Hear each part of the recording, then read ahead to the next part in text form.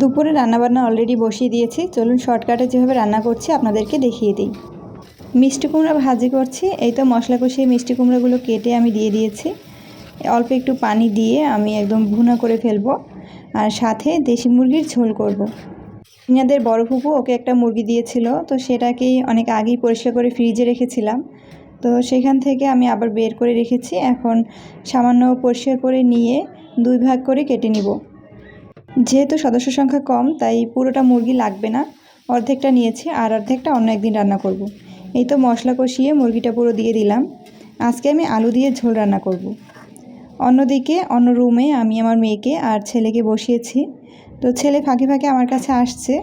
এই তো আমিও দেখে নিলাম যে ওরা কী করছে। সাথে ওয়াশিং মেশিনে কাপড় দিয়েছিলাম, সেটা ধোয়া হয়ে গিয়েছে, সুযোগ বুঝে বারান্দায় দিয়ে দেব। এই তো আজকের মতো দুপুরে রান্নাবান্না শেষ। আশা করছি ভালো লেগেছে। আল্লাহ হাফেজ।